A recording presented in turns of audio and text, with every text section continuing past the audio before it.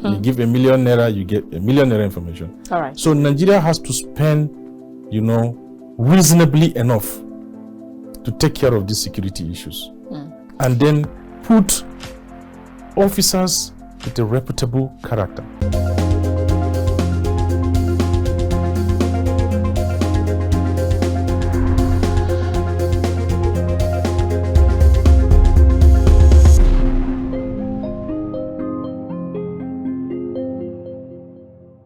Muhammadu Buhari, a Nigerian politician who served as the president of Nigeria from 2015 to 2023, once said, "I belong to everybody and I belong to nobody." I'm sure a lot of Nigerians can remember that statement. But let's move on.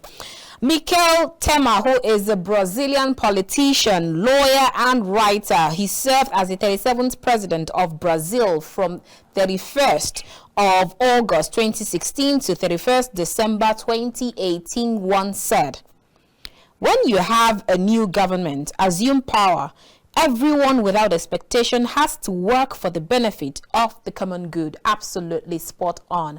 Now we'll take our last quote, and this one is from J. Williams Fulbright, American politician, academic, and statesman. He once said, "The case for government by elites is irrefutable." Let's see how all of this goes relate to what we'll be discussing tonight. Very warm greetings and welcome to The Conversation. We're reaching you from KAFTAN's television studio here in the nation's capital, Abuja. Of course, I am Annabel, Orji, in case you don't know. Now you know. All right, so on the show today, we'll continue with taking analysis of some of the policies that were reeled out by President Bola Ahmed Tinubu during the inauguration speech, I beg your pardon, that took place a few days ago. Now, I'll take some of the policies. So just to mention a few, in no particular order, he talked about fuel subsidy, and then where he said fuel subsidy is gone, QED. Now he also talked about creation of jobs, prosperity for youth. He talked about reforming the security doctrine. He talked about creation of agriculture hubs across the nation, thorough house cleaning on monetary policy, and also peace and stability will be his foreign objectives. So we'll be looking at some of these policies, not all, but some of them, with my guest on the show tonight, Engineer Nurudeen Hammanyero, who is a YPP House of Representative candidate in Adamawa State, and that's what would kickstart. I know that it's really biting hard for Nigerians, especially with regards to fuel subsidy. But then, is it right? Is the time right? Is it wrong? Is it a policy that is good for Nigerians, or just some policies that is very good on white paper but not good in reality? Probably our guest on the show tonight will help us discuss this. Ladies and gentlemen, welcome to The Conversation.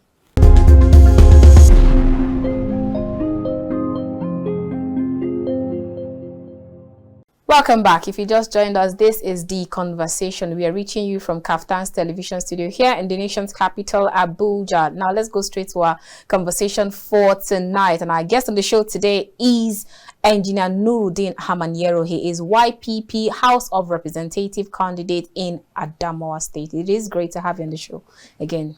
Great to meet you again, Annabel. Good evening to viewers. Good evening to you too. All right, now let's start with. It looks like almost everybody is in a boiling kettle at the moment. So now let's start by getting your reactions first with from the inauguration speech made by President Bola Ahmed Tinubu a few days ago. First, what with all that is happening? Let's start with your reactions from there. When that news came to you from all that he said, I don't know. It looks like everybody wants to just pick out that part that he said fuel subsidy is gone. So in all of that, which one resonated with you and affects you more? Before I go into that, I would like to. I personally never have wanted him to make that pronouncement on the day of his inauguration. Oh, so when? Yeah. Some people say that's like excitement caused it. Are you of that opinion also? I don't know if it's excitement or not, but what I know is there's a lot going on in this country. A lot. Everybody is bottled up. Pressure everywhere. The economy is not good. insecurity everywhere, and there is nothing, there are no really good measures, you know, to check these excesses going on. But to come and just say we want to, yes, there has been a process, Annabel. There has been a process from the previous government to withdraw subsidy. They've said it several times, and they are making arrangements. In fact, if you can remember, the Minister of Finance, the former Minister of Finance, you know, Zainab Shamsuna, said it that they have not even captured it in their budget. You understand? The 2023 budget. And specifically, they wanted it to end in June. So now you have a 1 month grace. Your inauguration is on the 29th of May. So it is only good considering how... Wasn't that just a statement, though? This is a statement, but this is Nigeria. You know how our people react.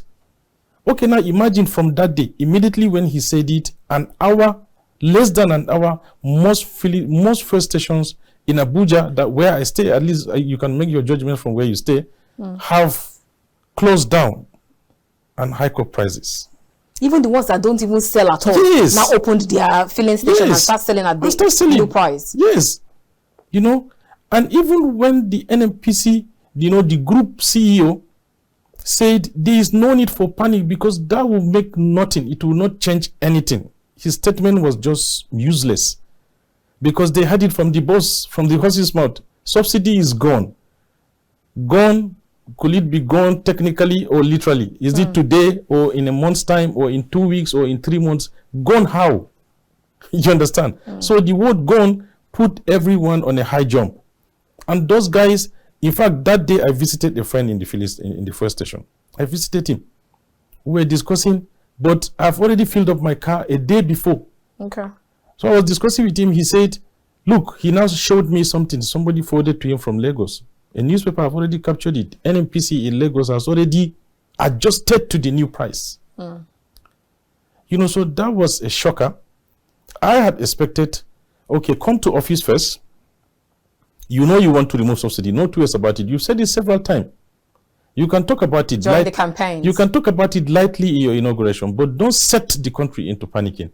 Okay, we will look into the fuel subsidy removal and continue with the effort, you know, started by the previous government. You know, you've not really said something that would have created this panic. Sorry, I had to body in there. You said continue with the effort that was of the previous government to remove the subsidy. Are you actually talking about the $800 million US? No, I'm not. I'm talking about removing the subsidy. Okay. Yes. Because no one is talking about that loan or grant anymore. Yeah, but the loan, they said that they want to pay the money to average Nigerians to cushion the effect. Vulnerable Nigerians. Vulnerable Nigerians. I don't know, have they paid it? They also said they will increase the salary by 40%. Some quarters have already started expressed joy previously, but as of today, we've swallowed our joy again because as the increase, as the 40%, you know, will it really help with the new price of the fuel? No, because if you are in Abuja, and you celebrated 40% of your salary increase at minimum wage, if you are at 50, 60,000 naira and you are giving 40%, which is just barely 25,000, you add it to your salary, 85.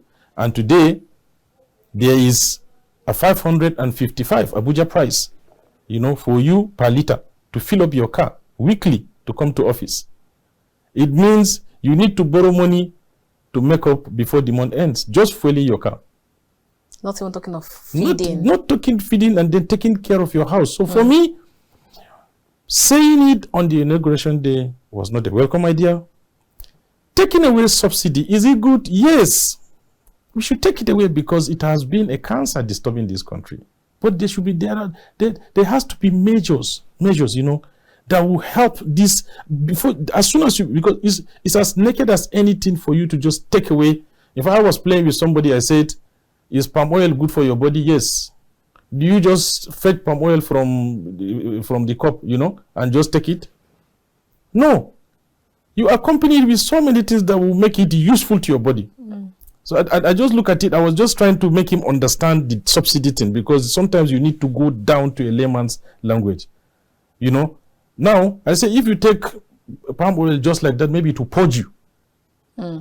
But you prepare it with a, you know, you put some onions, you put tomato, do this, at the end you eat and it becomes healthy and beneficial to your body. Now, for the first subsidy, it's taking it away. Good, yes, but how do you take it away? You first of all look at the consequences this thing will, how it will impact to Nigerians. Our daily livelihood, transportation, buying of food items, medical bills, children's school fees. Mind you, some schools are in session. Some are in midterm. Some parents have not yet paid their school fees, and the school will just review it. Most definitely. They will review it because they will tell you they are buying fuel. They will not even look at the diesel because diesel has not changed. But they will claim diesel and increase the school fees. The same thing with transport. I spoke to my younger one this morning. He told me fuel in my village is 755 naira black market. Oh wow. 550, 600, at the fuel station. Yes. How much does local governments pay? Minimum wage. It's not even up to 30,000. Annabel. So for me, removing it is fine, fantastic, but not doing it the way they did it. So now the problem is the fact that they did it at this time, because even the NNPC boss said that they cannot continue to afford paying for it. That's the reason why they had to take this drastic measure. Why didn't they afford to pay the minimum wage? Fast track paying of the minimum wage so that Nigerians should know if they can afford this or not. Why not? Because if you put the minimum wage at 150,000 naira, without allowances for every Nigerian, maybe from level 8, that means his take home will be maybe around 250 thereabout. And you said, okay, first subsidy is gone. You now activate the transport system. Remember the Erufai days where we have those, they call it Erufai buses. And all ministries activate their own transport systems too. That you have every corner of this Abuja, including the outskirts. They have buses to convey their staffs on daily basis. Maybe some meager amount will be deducted from your salary. And unfortunately, we have those buses around. Because when you're passing around that Kubwa, you find all of them there. If you see them parked somewhere, they have become what do you call it? Waste items that people will just now go and vandalize. Is anything now? It's not useful. They'll be treating it now as waste.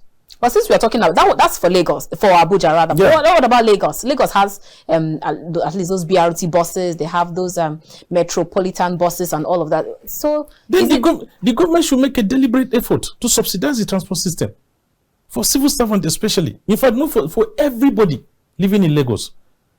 Government needs to demonstrate effort to cushion this effect. Otherwise, like the Nigerian Labour Congress said, during their 13th quadrennial delegate conference held in February this year, I don't know if you saw the vice president when he mentioned that the new minimum wage will be effective May 2014.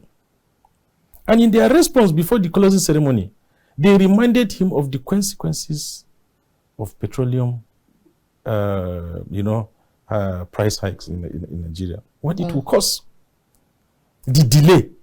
So if you will be quick to implementing the subsidy removal, then you should as well fast track other measures that will cushion the effect. So that, okay, you have added this money, but I can afford it. Affordability is what matters. When you meet people who are selfish, they start telling you, do you know how much fuel is sold in America? Do you know the buying power? In Ghana. Do you know the buying power of Americans? Do you know?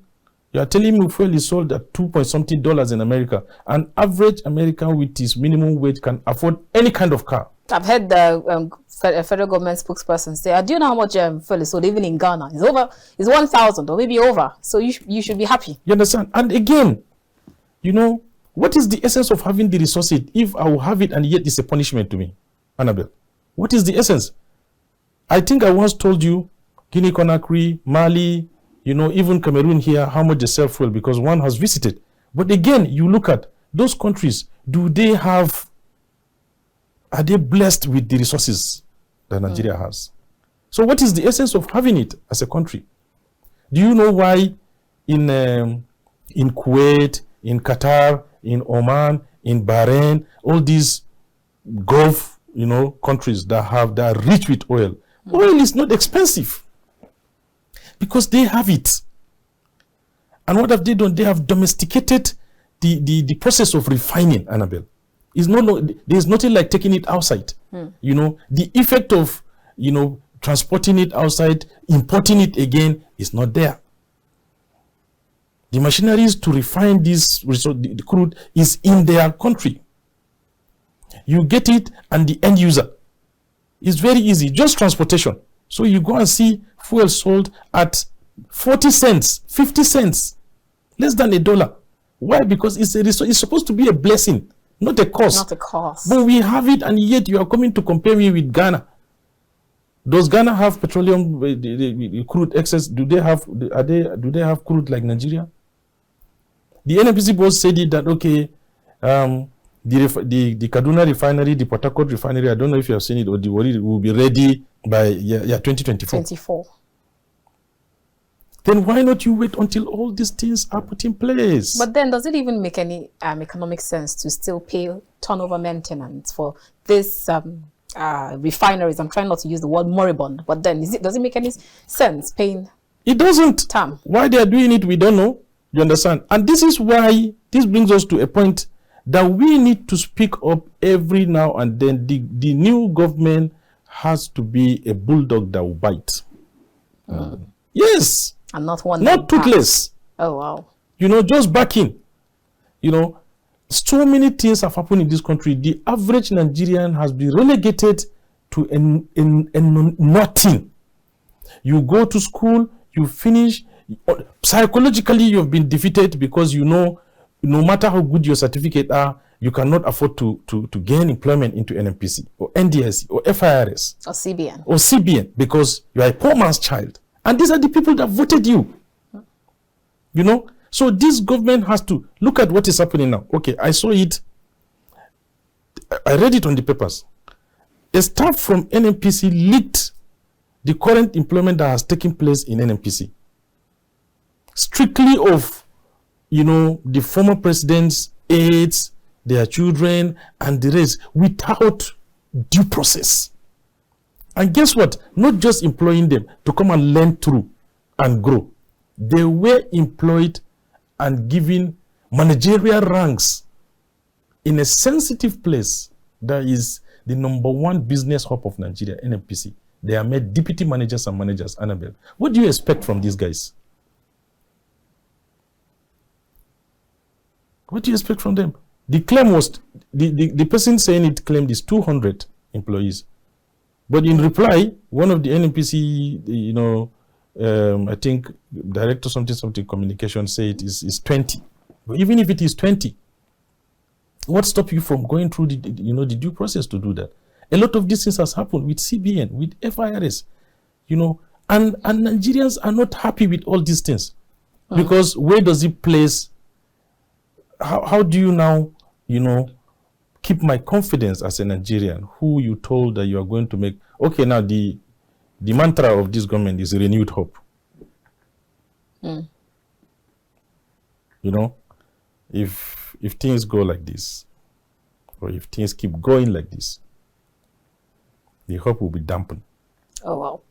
Let's take a cue from what you talked about with regards to employment in NNPC, CBN, NCC. Now we know that since we're talking about the inaugural speech, I recall hearing the president say that he's extending the olive branch and then trying to unify it for those people who feel aggrieved during the elections, and after he's trying to unify them. So I'm wondering, is that going to also affect terms of employment? Because you talked about this gap you have. This nepotism, it has been there over time. It didn't start yesterday. It's worst with the previous government. It's worst. Yes. But then you recall him say that he's not going to leave those that gave him, was it 5% at the point, and then go to, do you see that happening again in this government? I don't know. You know, sometimes it's just not fair to, you know, to make statements about a government that has just picked up. You know, they've not really done anything yet. All we are trying to we want to see first is from his employment, from his appointments.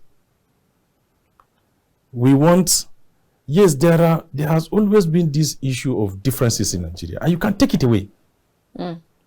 At any point in time, you just need to manage it. We just have to keep managing it and grow out of it, because maybe this is just the process of growing out of it. But we, as much as we want to consider these differences, very, very important and key to our development is that if you want to bring Mr. A from region A because you feel the interest of his people has to be protected, make sure he's competent. That's the key factor, competency. You understand? Bring people that are competent. But in a situation where... How do you then gauge competence? Because before we started, I told you say that good things happen to bad people and vice versa. So what if someone comes into a system that is already corrupt? You know, yeah, you can't really... When you say this, you can't take it away that at any point in time there are good people and there are bad people. Yeah. And I think I've once told you this, and somebody said, if there is a deliberate, and conscious effort from a government that seek to look towards the direction of good people, occupying sensitive government positions that would determine the life of an average Nigerian, with time, will age out all these, bad elements in government.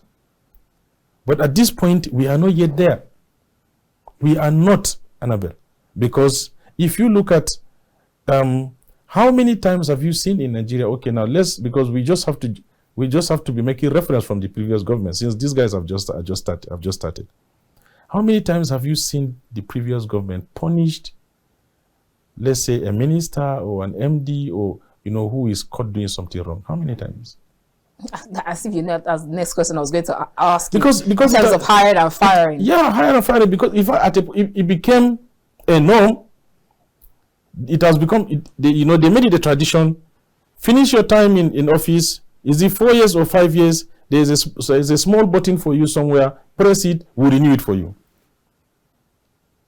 And that's why people were just abusing their offices, because they know somewhere to press and get the next renewal, and it's 4 years, 8 years. When I asked them this same question to one of the deputy media and publicity of Tinubu and Shetima, and then I asked about hiring and firing. We saw how it happened in the previous government, where you have people who were awarded projects, they don't deliver on that project. You have the Lagos-Ibadan Expressway that they said they were going to deliver at XYZ date, but they come back with excuses. But then you still have them still go back to office again, and then he just said, okay, what of the Minister of Power? The president sacked him. What of the other person? He sacked him. But sir, when you keep hearing this kind of excuses, I'm just wondering if we'll see the same thing with this new government, even though we've known the fact that he's always been heads-on people and make sure that he picked the right people, and if you don't deliver, you're out of the door. I pray we don't see that. First of all, benefit of the doubt, we need to encourage him. We need to pray for him as a country. We need to support him in every way possible to see that we get back on track, because at the moment we have loosened our course as a country, heading towards a coalition course, because yes, nothing. So he needs to be very, very decisive. Very decisive. You are caught doing something wrong. That's why I told you, if you can point at fingers at anything. Oh, Tinubu was this, the president-elect was that. No, but I said you can expect good things even from bad people, and expect bad things from good people. So now, if he makes this effort to bring people around him who will look at him and say, look, Mr. President, this thing is wrong. We have 4 years or 8 years. Nigerians will look back at us. We have children. This is a generation we must really respect. Will tell on us. Let's try and do it this way. This guy is not competent. Put him away. In fact, this guy, let's investigate him. Because if I am going to be the president like he is today, some of these things happening in the oil industry, nobody leaves this country until they account for it because of what they're doing. With what has happened in the CBN, this Naira design, that's what I was going to ask. This nonsense, we all thought it was a fantastic idea. But it turns out to be, where is the new note? It's no longer available. So was it a scam? Nobody leaves this country. Stay and tell me what happened. If you are culpable, I push you to the right place and you go and face your. Even if it's from the same government. Yes. Do you see that happen? It doesn't matter even if from the same government. What matters here is Nigeria. And he promised, to do something good for the country. He promised to renew our hope. It's such a strong mantra that we all have to hold him accountable if nothing is happening. It's not easy to renew our hope. Remember, Annabel, one of the things that pushes human being to keep going even when there is nothing is hope. So the president says he will renew our hope. So we are looking at him. All right, now let's talk about other things that he stated, and then with all that policies that he railed out, some people will say that talk is cheap. We've heard former previous governments say same or even more, talk about how they would deal with the fuel subsidy, how they would drop the naira to $1 and all of that. But then, yet, I understand that it is still quite early to start judging. But do you see all of this implementable, or just all very good policies on paper? Yes, it has been our culture years back, and even with the previous government. There is no agency you need anywhere in the world capable of changing a country that we don't have in Nigeria. There is no policy that is needed anywhere in the world that would change a country for good, that we have not put up in Nigeria. Our problem has always been our implementation strategies. Now, do we expect to see something different from President Bola Ahmed Tinubu? Yes. How is he going to do it? He has to demonstrate as quick as possible. Show Nigerians his doggedness in reforms. People who make cases for him on how he reformed Lagos State financial system. Let him bring it. He should open up the scope now. This is now Nigeria, 36 states plus FCT. He should demonstrate it. You understand? People who said he's a master strategist. We've heard it a lot from so many people. This is the time to showcase himself. Let him show how he can bring his strategy to bear on the entire country, because we need it. At the moment, like I said, nothing seems to be working. A lot of policies have gone down, nothing, because they bring it up, but they lied about it. So they lied about it. Unfortunately, Nigerians, we are very good in conspiracy silence. These things are happening. Most people always want to look at it from, he's our party member, he's from my place. We don't have to, same religion. Yes, it's from my religion. We speak the same language. We need to stay away from all these things. Okay, I think, I really hope this guy is going to be, outstanding, because for his first appointments, his first few appointments, immediate aids. He did the photographer thing. He did state chief of protocol. Even though the media, I saw he said he was not. I saw his response on paper. I don't know how true it is that. The media guy that was made, that took Femi Adesina's place. He said there was nothing like that. So it's like, but Bola Tinubu is a Muslim and they are Christians.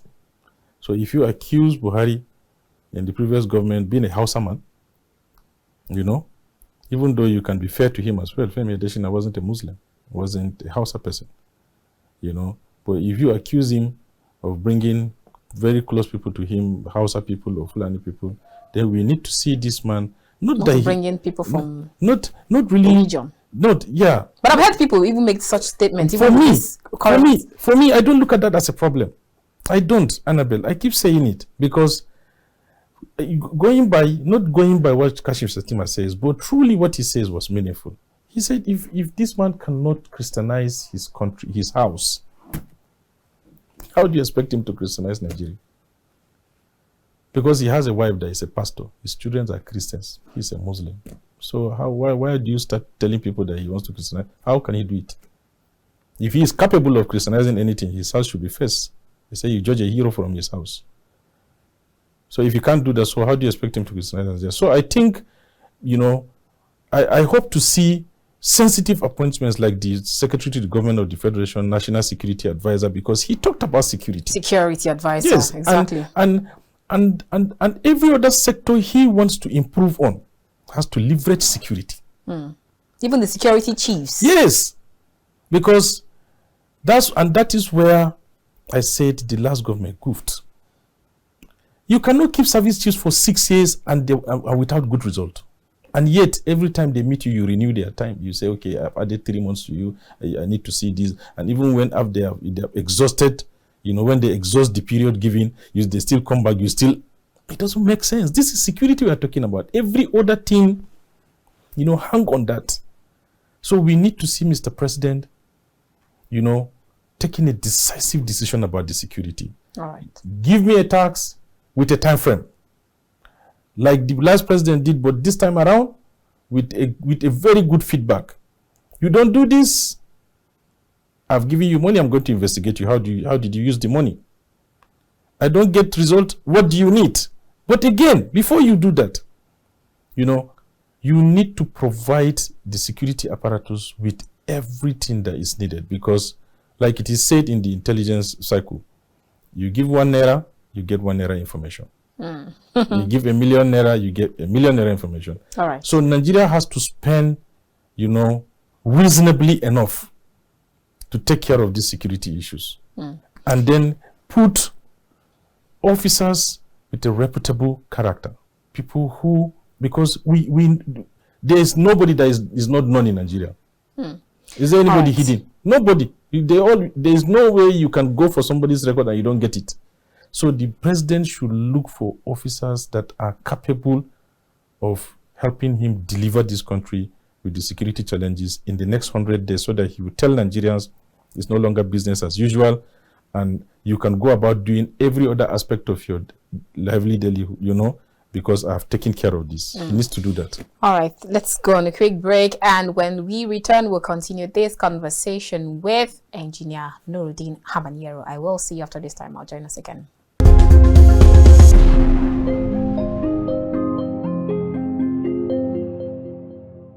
He who wants something should naturally has a plan for it. He wanted this thing long ago. Perhaps he has not spoken it to anybody, which is also strategy. Maybe if he had mentioned it 30 years ago that I want to be president of Nigeria, maybe they must have, by now he would have been crippled. You understand? But maybe he knew what he wanted, and those things he was doing were deliberate things he was doing to pave way for himself.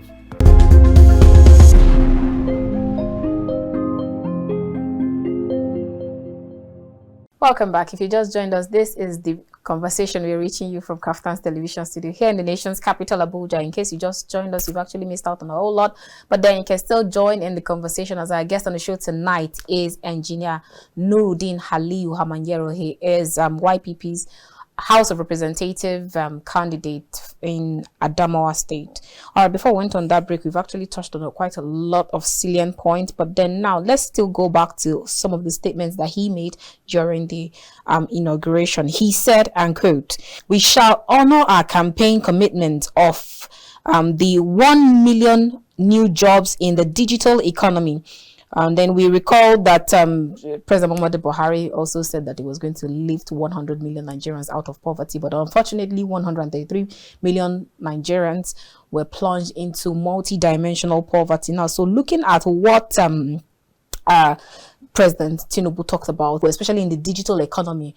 But now, if you look at the last report given by KPMG, says that over 41% of Nigerians are at the unemployment rate level. So I know that you also your practice in that space, digital economy and all. You should have an idea if this is possible or not. How possible is this? It is. There's nothing, Annabel. There's nothing that is not possible. He can do it. And how does he do that? He needs to call. I'm sure he must have done a little analysis, or he was given by some expertise a little analysis on how digitally he can employ first 1 million Nigerians, to show that he can employ a lot more after that, in his administration. You understand? Because if you look today in the whole world, what seek to employ people, 90% is digital based. Okay, let's first of all help our viewers understand. When they say digital economy, what exactly are you looking at? Is it just the normal buying and selling you do digitally? What else are you looking at? Yeah, like I said, there's a lot more to it. For example, when you subject people to basic information technology skills, that they can sit down even in their own houses and work, you have employed them. And I'm sure what they are going to do is to engage the Nigerian Communication Commission, the Nigerian Information Technology Development Authority, the NIDA, and some other relevant agencies to come up with this curriculum. Okay, we have 36 states plus FCT, and we have a population of, youths we are supposed to employ. Our target is 1 million, and spread it within the 36 states. NIDA should either have regional offices or even state offices. NCC has same. You understand? You now say, okay, what we want from you is come up with, basic employment skills that we can give to these young guys and support them with some minimum finances to start up businesses. Business like what? You understand? There is nobody that doesn't use phone in Nigeria. There's nobody that doesn't fix his phone from time to time in Nigeria. And how many people do we have fixing phones, professionally in Nigeria? Maybe very few. Okay, now say, I'm just using this as an instance for you. Okay, we are going to empower people. That means you also have to engage the Nigerian Directorate of Employment, because all these are relevant agencies that has to be working together and say, okay, we need you to bring people that we are going to train on these skills. So it's not just the one-man work. It's not just have many people. There has never been a one-man show to deliver any successful business in Nigeria and anywhere in the world. And that is why you have agencies that will really take care of some problems for you. Because if you come up with this idea as in the mainstream ministries, you understand, the execution, you can't do it alone. That's why your agencies are there to support you. You understand? So to do that, I'm very, very sure we'll see NCC, NIDA, and other relevant agencies into action. Okay. How they want to do it, we have to wait and see their curriculum. You understand? Is it by giving basic skills?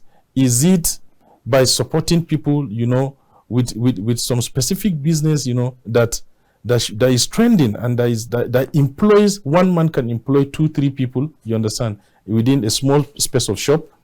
And doing that, you say, okay, if I've given one person, I've given 4 people employment. You make 100,000, they make 25,000 every month, or they make 10,000 from you every month. I've employed 4 people. And by the time you look at the state, you are employing maybe 70,000 or 80,000. And cumulatively, at the end of the month or the next 100 days, you have hit that 1 million or even above. You understand? So we need to, there should be a rollout of this project but how about for Nigerians to see and understand because like you said, an average person, if you ask him what is digital economy, he doesn't even understand. He doesn't know. You understand? But we need to, and it is duty for government, duty on the government to educate Nigerians. These are basic things. Put it on the know. We should not be struggling to understand what is government. An average person should tell you what is government. That if you say anything, it will not look rocket science. Petroleum wants to do this, demand understands, okay, petroleum is this, in whatever language. Especially when you say this fuel subsidy, you have to break it down. Yes, you need to break it. And that was why I was telling you, saying gun, gun, are you shooting? You understand? Because you have to explain it. Okay, we want to use the digital economic medium to really empower 1 million Nigerians in the next 30 days, in the next 100 days. And this is our rollout plan. This is what we want to do. Now, state will position themselves towards that. Those agencies will queue up because they know they have a role to play. But in all of this, I know that he also talked about generating more power, and then he also talked about widening the tax net. How much does all of this affect? Because you see how a lot of people complain of how they left Nigeria's business space because of electricity first. Then you now talk of tax. Annabel, a lot has taken place in our power industry. A lot, and it will take us hours to even discuss it, but there is always a window to summarize. Now, if you look at when there was a complete dismantling of this power industry for Nigerians to understand, okay, we have GENCOs, we have transmission, we have discos, and the federal government says, okay, the GENCOs is privatized. The discos is privatized. The transmission is still owned by the government, which is the intermediary. Now you generate, you give us, we see what you have generated, and we transmit because we know the status of the infrastructure, the power infrastructure. We know what it can afford to transmit. We transmit what you have generated down to the discourse for onward distribution. Now, if you look at when he says power has to be accessible, he needs to do a lot more than just the talk. You understand? Improve on the infrastructure. Nigerians need to know, where is the Siemens deal? Where is it? How far have we gone with the Siemens deal? How best can that improve our infrastructure? By what margin will that improve, in our power generation or in our power transmission? Because most of it is about power transmission. You understand? Because we have aging facilities. Our independence was 1960. We got this electricity more than 30, 40 years ago. Population was what? 80 million? 120? At a point even 60? Now we are 200 and something using the same facility. You can always use your immediate neighborhood to tell how bad this distribution is. I stay in Gwarimpa. The major avenues have been converted to business centers. There is no single addition of 1 kilowatt unit from anywhere. So it means we are still using the same portion. You understand? Only that this time around, the business centers know how to maneuver themselves to get it more than us. So we have to now complement. If I don't have the money to buy a generator, maybe I buy inverter. If I don't have that, then I make do with what I'm given. Maybe from the usual 10 hours or 16, I'm now struggling with 4 hours a day. And when do they give me that 4 hours? When I'm not around. Exactly. You understand? I'm at work, sad. You give me the 4 hours. So I think he has to make deliberate effort, honestly, towards all these things.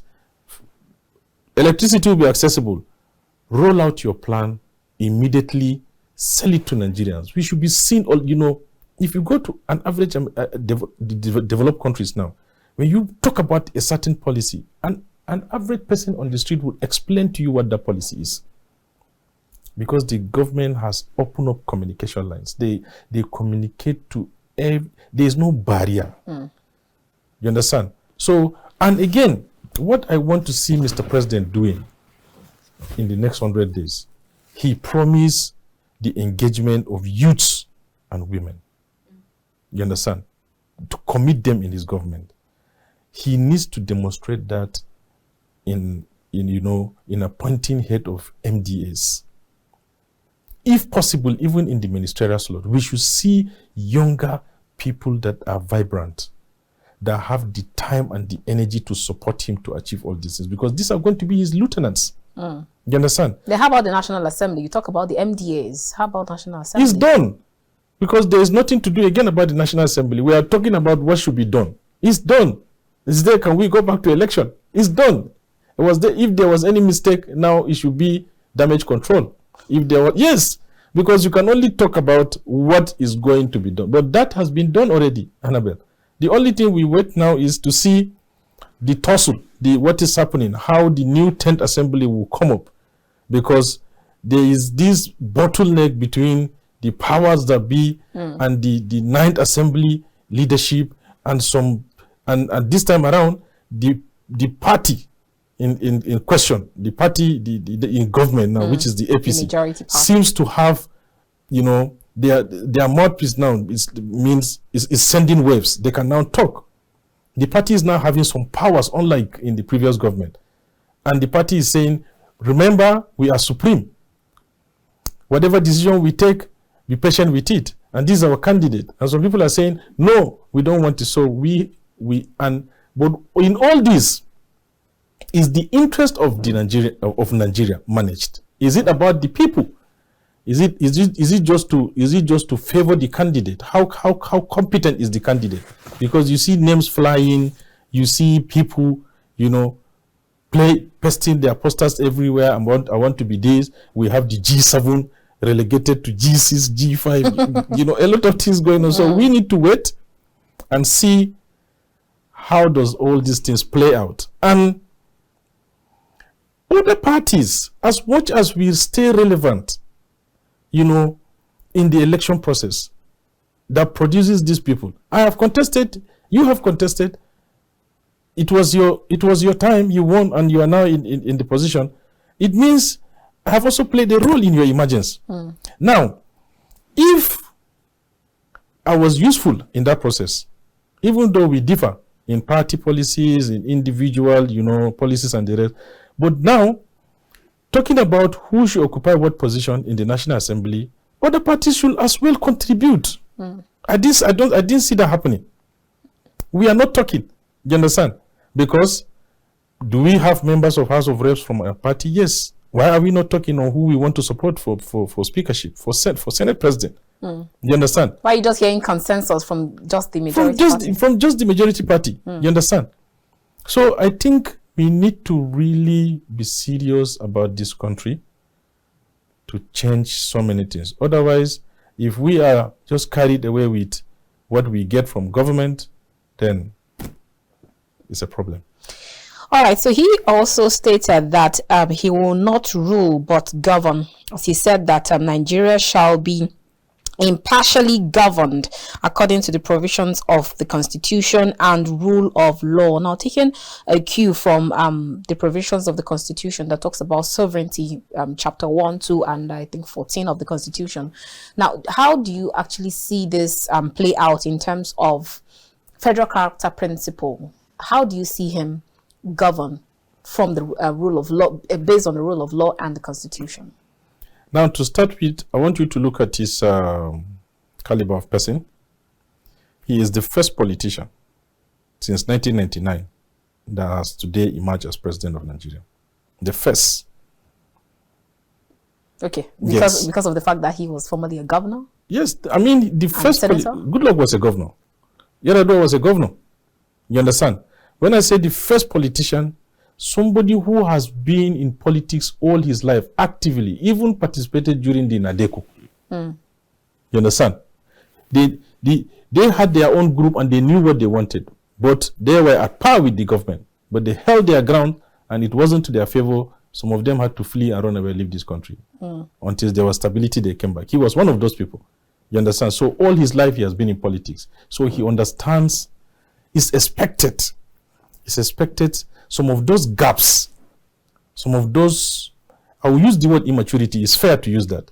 Some of these immaturities we've seen in the previous government, starting from Obasanjo 1999 down to Buhari for the last 8 years, should not be seen with Asiwaju Bola Ahmed Tinubu. Help us understand, make it clearer. What when you say immaturity? Immaturity because, okay, President Obasanjo was just from prison to presidency. A complete military man who served head of state from 1976 to 79, handed over to the Third Republic. 79 was Second Republic. To the Second Republic, which was Shehu Shagari, correct? And then was living his life as a retired general, retired head of state, and something happened, he went to prison. And straight from prison, you bring him to presidency. You don't expect, and you handed over a brand new democracy to him. You don't expect him to perform well. You don't. Because there's the disparity between the military and the civil rule. Annabel, the margin is quite... Remember, till today, people are complaining about our constitution because most of it are still the decrees of the military era, not really constitutions that people sat down and agree on. This is left for lawyers to, to dissect. But again, after Obasanjo came Yar'Adua, who wasn't a politician. He was just somebody who is accidentally became governor and then accidentally became president. Not really that he's a politician. He wasn't a politician. Everybody knows he's just a technocrat, somebody who was just a lecturer in university, living his own life. He didn't even care about politics. And that was why he took some decisive measures when he came with his own ideology because he had principles. No. Now, immediately after him was his successor, who was Goodluck Jonathan, somebody in the same, page with him, not also really a politician. Now, there come again Buhari, who was also a military head of state to prison. From prison to permanent retirement. Then from 1995, was it 95 to 99, or was it 94 to 99, headed the Petroleum Trust Fund under General Abacha as head of state. This was the only thing he held. Even that was under the military regime.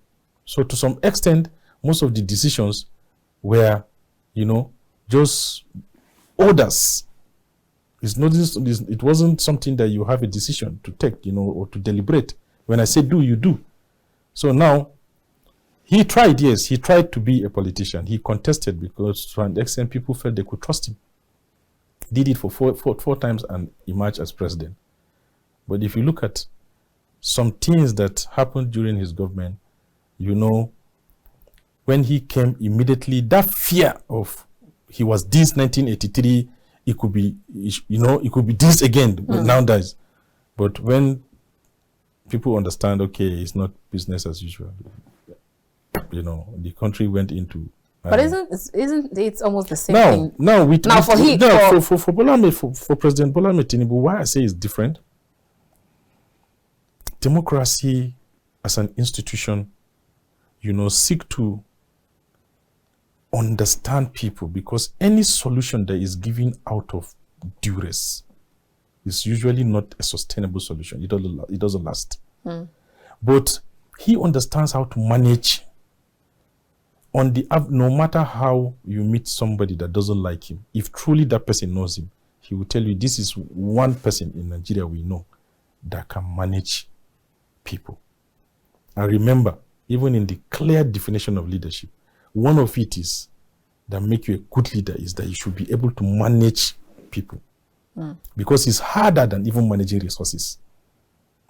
So he has or maybe managing cattle, like President Muhammadu Buhari said, managing cattle is even easier than managing Nigerians. Now, he says that is his business, you understand? Because animals are also a difficult thing to manage, you understand? Because they don't understand, even though God has made the sense of understanding differently in all his creatures. And sometimes as a human being, you go extra mile to understand how does a dog listens, and that's why you can communicate to it. You go extra mile, and being a Fulani man who cattle has been our business, you understand? Most people who rear cattle, if from childhood, if they're exposed to it, they can tell you they know how to communicate to those cattle and tell them, come, go, follow here. That's why with a single stick, you see him moving 100 cattle and no one leaves him. You understand? This is also power, but this power is, these are things to discuss other times, you understand? But for President Bola Ahmed Tinubu, which is what we are talking now, he has been somebody who managed people around him. And you can see that from, I told you the last time, from giving and not expecting anything.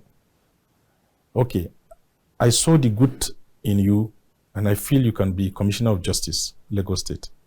Come and offer your service to Lagos State. I don't need anything from you. I'll make a statement for you anonymously, no mentioning of names. I made a younger brother to one of the sitting governors in Nigeria. in the northern Nigeria who told me his brother told him President Bola Ahmed Tinubu sponsored him 8 years ago to win his gubernatorial seat. And he never sent one person to him for contract. This is given and not expected. You understand? Now, I've heard a lot of people. Sorry, I had the body. I've heard a lot of people say during the election, say that maybe that's the reason why you have most people say they're just loyalists because they believe that he is one way or the other. He has helped them directly or indirectly. Do you agree? I agree. I agree. And you know, Annabel, he who wants something should naturally has a plan for it. He wanted this thing long ago. Perhaps he has not spoken it to anybody, which is also strategy. Maybe if he had mentioned it 30 years ago that I want to be president of Nigeria, maybe they must have, by now he would have been crippled. You understand? But maybe he knew what he wanted, and those things he was doing were deliberate things he was doing to pave way for himself. That is okay. You understand? But what is most important is, even if you fake managing people, you can't do it for all your life. So it means he is by nature somebody who manages people. And what we want to see is not managing them to failure this time around. You understand? We want to see you manage these people, you know, to deliver the project Nigeria. Anyone you hire, Mr. President, and he's not doing anything, don't just stop at firing him. Fire him, investigate him, and jail that person if he is found guilty, because we need to see a working system. We look up to you people to build a system that we'll have to see and say, okay, this is my country. I'm proud of it and I should be patriotic. You understand? Some people will take the bullet because 550 is like a bullet. It's a shot. It's something that will keep you down at home because you don't have money to come out. They have shot you. You understand? And then decide when to go out and when not. When not to go out, you understand? So some people, if you bring up a system called Nigeria working to our benefit, we'll take this kind of shot for you, Mr. President, at ease, because we know the system is working. All right. President Erdogan in Turkey, when he had a slight problem with the American government about a certain priest, I think a year or two ago, who he foresees as a spy and detained, the American government insisted you have to release this guy. He said, I'm not going to release him because until we finish our investigation, okay, you're on sanction. Guess what happened? Because people were comfortable with him, Annabel. They see him as a leader who cares about Turkey, not about him and his family. All right. These people started, they needed to cushion the effect of that sanction, that temporary sanction from America. They now, he suggested to every Turkish to send back their dollar account, what they have in their dollar account, back to the government post so that they can mop up this excess dollar, you know, and use it to close up some of their businesses to avoid them going into recession. All right. And they did that without anything because they trusted him. Look at the same person we are talking today has been voted back to retain his power, 52%.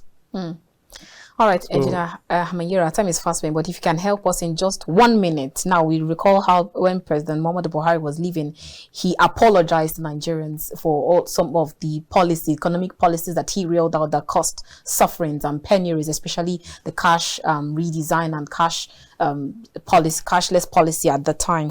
But then President Bola Ahmed Tinubu has come out to say that do not pity me because I asked for the job. So now, at this point, we'd like to get your last words to him, to the government, to Nigerian people in that regard. Because like they say, better safe than sorry. So we expect you to do the right thing than coming back to tell us we're sorry. Yes. His wife too said we should not pity him. Not only him says so.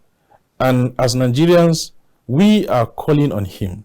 And as a young man who is looking up to him, we may differ in some cases, but as of today and as he stands, he is my president, and I look up to him to deliver Nigeria. So what I expect from him is people around you will enable you to deliver Nigeria. So bring competent people with foresight and don't hesitate to fire anybody that is looking to destroy the project called Nigeria, because tolerating it is what jeopardized most of the policies of the previous government. They saw the bad things, meted out to Nigerians by some few individuals, but they tolerated them because they wanted to manage their interests, and it destroyed Nigeria. So we don't expect to see President Bola Ahmed Tinubu being quiet when an individual who is not equal to Nigeria or Nigerians doing something wrong because he wants to manage interests. Fire him, bring the right people on board, let Nigeria progress. Thank you so much, Engineer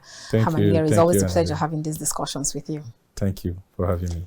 All right, viewers, that's where we end this conversation for tonight. We have been chatting with Engineer Nurudeen Hammanyero. He is a YPP candidate, that's House of Representative candidate in Adamawa State. And it's been a wonderful time here on The Conversation. I will see you next time. God bless you and yours, and God bless Nigeria.